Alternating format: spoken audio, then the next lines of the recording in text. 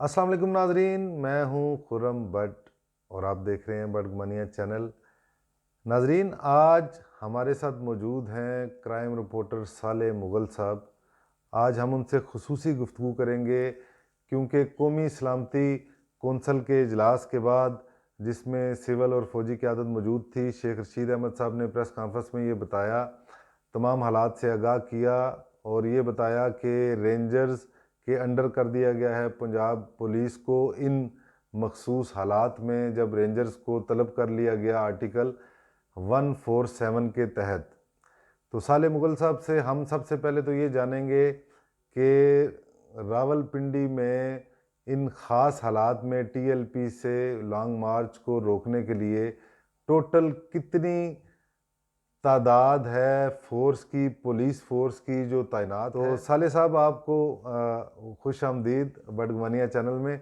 मेरे इन तमाम सवालात के आप जवाब दीजिए। बडगमानिया के नाजरीन आपके जवाबों के मुंतज़िर हैं।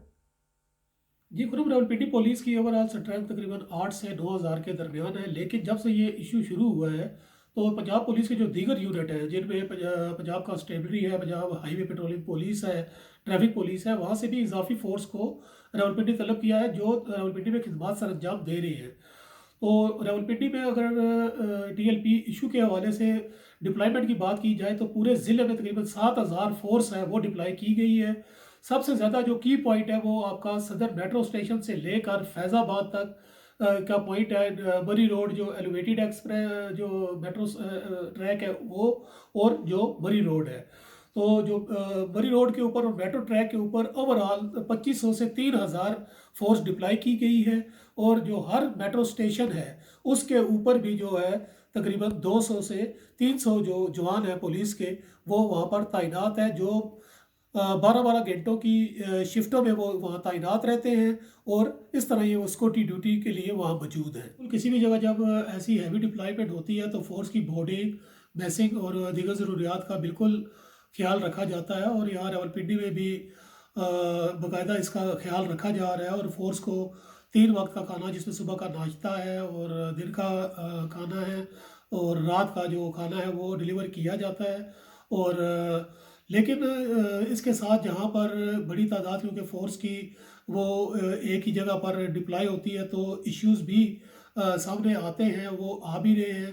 चंद दिन पहले एक तस्वीर वायरल हुई, आपने देखा होगा कि मेट्रो स्टेशन पर जो फ़ोर्स डिप्लॉय है वो वहीं लगे फ़र्श के ऊपर जवान उसके लेट कर वो आराम कर रहे हैं। और इस तरह के छोटे छोटे इश्यूज़ हैं। लेकिन जो पुलिस के जवान हैं वो चार्ज हैं और अपनी ड्यूटी को सर अंजाम दे रहे हैं। जी, बहुत शुक्रिया साले साहब, आपने बताया कि टोटल कितनी तादाद इस वक्त जो है वो रावलपिंडी में ड्यूटी अदा कर रही है पुलिस की, और 12 घंटे की शिफ्टों में वो ड्यूटी कर रही है। और आपने ये भी बताया कि 3 वक्त का खाना उनको दिया जा रहा है। लेकिन काइंडली ये भी बताएं कि जिस फोर्स से हुकूमत ने काम लेना है, रियासत ने काम लेना है, उनको खाने में क्या दिया जा रहा है? 3 वक्त में क्या खा रहे हैं वो? क्या उनको खाने में दिया जा रहा है? क्योंकि शहर में वो मूव नहीं कर सकते, होटल वगैरह भी इतने खुले नहीं हैं, तो उनको खाने में क्या दिया जा रहा है? ये ज़रूर बताएँ हमें। जी गुरु, आपने मेन्यू के हवाले से पूछा कि वो क्या दिया जा रहा है पुलिस को। तो मेन्यू में जिस तरह आज की मैं बात करूँ आपको, तो सुबह नाश्ते में अंडा और पराठा दिया गया है और साथ चाय थी। और दिन के खाने में पुलाव कबाब था। और जो रात का खाना था उसमें जो तरकारी और साथ रोटी और स्वीट डिश डिलीवर की गई थी। और ये जो मेन्यू है ये डेली बेसिस पे रोटेट होता है। मेन्यू में के हवाले से भी इश्यूज आते रहते हैं। लेकिन वो जैसे ही जो पुलिस की कमांड है, आरपीओ इमरान अहमद है या सीपीओ रावलपिंडी हसन यूनुस है, अगर उनके उन तक कोई बात पहुंचती है तो फ़ौरन उसको एड्रेस भी किया जाता है। तो यही वजह है कि पिछले 2-3 दिन से एक वक्त पे जब रोटी के साथ टिकियाँ दी डिलीवर की गई, कबाब जो है, तो उस पर कोई फोर्स की तरफ से कोई एतराज़ भी सामने आया था। तो उसको उसी वक्त वो एड्रेस करके फोर्स को प्रॉपर जो है वो बिल दिया गया। जी, वाह भाई वाह! वाह भाई वाह! यानी कि अंडे पराठे भी चल रहे हैं, पुलाव कबाब भी चल रहे हैं, और जब टिक्कियाँ खिलाई गईं तो उसकी शिकायत भी हुई और बकौल आपके उनका मुदावा भी हुआ। तो आखिरी सवाल ये है कि साले साहब ये बताएँ कि पुलिस को जब रेंजर्स के अंडर दिया गया है तो उससे पुलिस के मोराल बुलंद हुआ है, कम हुआ है?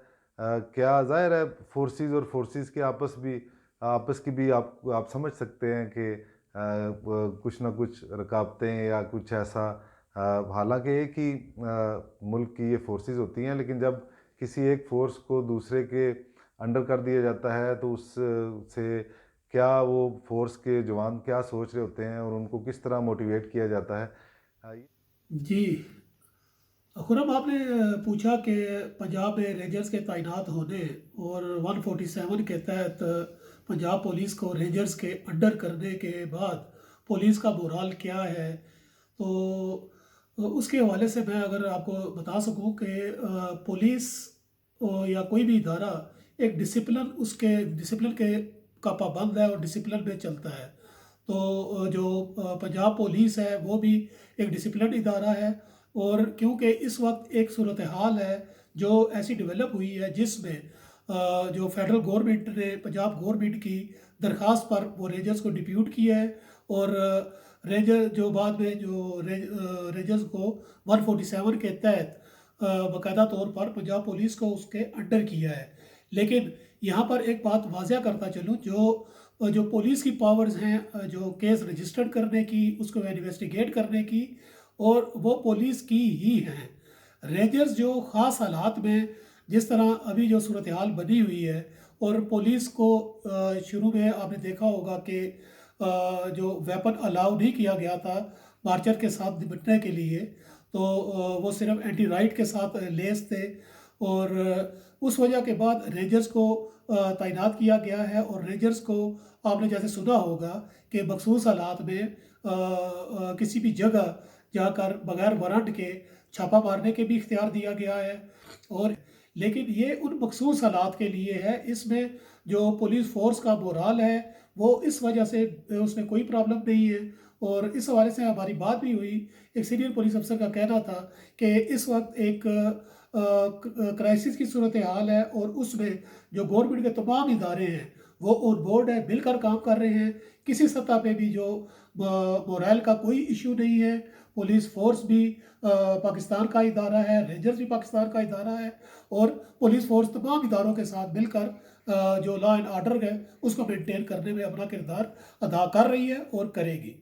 साले जी। साहब, आखिरी सवाल आपसे मैं ये करूँगा कि आप बताइए करंट सिचुएशन जो है वो क्या है अभी? आपके ज़ाहिर है बड़ी गहरी नज़र है आपकी इन मामलात पर, और अंदर की खबर आप रखते हैं। ये बताइए कि अभी करंट सिचुएशन क्या है? धरना लॉन्ग मार्च जो है टीएलपी का, वो इस वक्त कहाँ पहुँचा है जिस वक्त मैं और आप गुफ्तगू कर रहे हैं? और सिक्योरिटी फोर्सेस को, पुलिस को, रेंजर्स वगैरह ने कहाँ उनको रोकने का प्लान बनाया है? क्या तैयारियां की गई हैं? ये आखिरी सवाल है, ये बताइए हमारे नाजरीन को, फिर उसके बाद इजाज़त चाहेंगे। जी खुरम, ऐसा है कि कलदम डीएलपी का मार्च इस वक्त गखड़ मंडी और वजीराबाद के दरमियान पड़ाव डाले हुए है। सुबह के वक्त उन्होंने दोबारा मूव करने का फैसला किया है। तो जब वो मूव करेंगे तो जो सबसे बड़ी रुकावट उनको मिलेगी वो चनाब पुल के ऊपर है। और चनाब के बाद जो रावलपिंडी का पहला ज़िला जेलम शुरू होता है, जेलम पुल के ऊपर जो है बहुत ज़्यादा बैरिकेड लगाए गए हैं पुलिस और इंतज़ामिया की तरफ से। मुतअद्दिद कंटेनर पुल के ऊपर, उसके साथ जो माल बरदार ट्रक हैं वो भी बहुत ज़्यादा तादाद में वहाँ खड़े कर दिए गए हैं।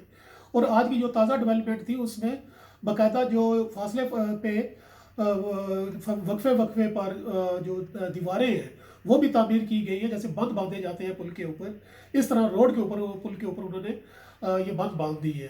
तो जो सिक्योरिटी इंतजाम है उसके हवाले से आरपी और रावलपिंडी खुद जो है वो जेलों का उन्होंने विजिट किया है, इंतजाम का जायज़ा लिया है। वहाँ रेंजर्स भी तैनात है बहुत खासी तादाद में। और पुलिस की तादाद भी वहाँ पर अच्छी खासी मौजूद है। जी।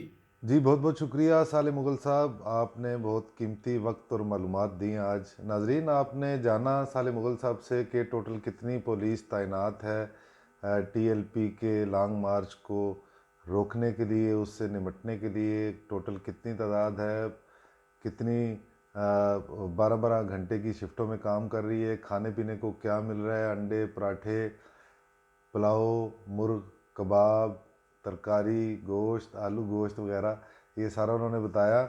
और ये भी उन्होंने बताया कि पुलिस का मोराल बुलंद है। दरअसल बात यह है कि आम तौर पर मीडिया में पुलिस की मनफी ख़बरों को ज़्यादा जगह दी जाती है। दी जानी भी चाहिए। थानों के अंदर जो माहौल होता है आम तौर पे शहरियों का जो तासुर है पुलिस के बारे में वो अच्छा नहीं है। लेकिन तस्वीर का दूसरा रुख ये है कि पुलिस को हमेशा हुकूमतें बचाने के लिए, हुकूमतें गिराने के लिए, हुकूमतें बनाने के लिए या रियासत के दाखिली इंतशार को रोकने के लिए हरावल दस्ते के तौर पे इस्तेमाल किया जाता है, बतौर ईंधन इस्तेमाल किया जाता है। दूसरी जानिब दहशतगर्दी के ख़िलाफ़ जंग में पुलिस के शुहदा की एक तवील फहरिस्त है। लेकिन अफसोसनाक बात यह है कि दीगर इदारों के शुहदा की तरह पुलिस के शुहदा जो हैं वो मीडिया में इतनी ज़्यादा जगह नहीं पाते, मनफी ख़बरें ज़्यादा चलती हैं। तो आज हमने साले मुग़ल साहब से ख़ुसूसी गुफ्तगू की पुलिस के हवाले से, जिनको हरावल दस्ते के तौर पे इस्तेमाल किया जाना है तहरीक लब्बैक के मार्च को रोकने के लिए। तमाम मालूमात नाज़रीन आपको दी हैं इस हवाले से साले मुग़ल साहब ने। आज के लिए इतना ही। अपना ख्याल रखिए। बट गुमानिया चैनल देखते रहिए। खुरम बट को दीजिए इजाज़त।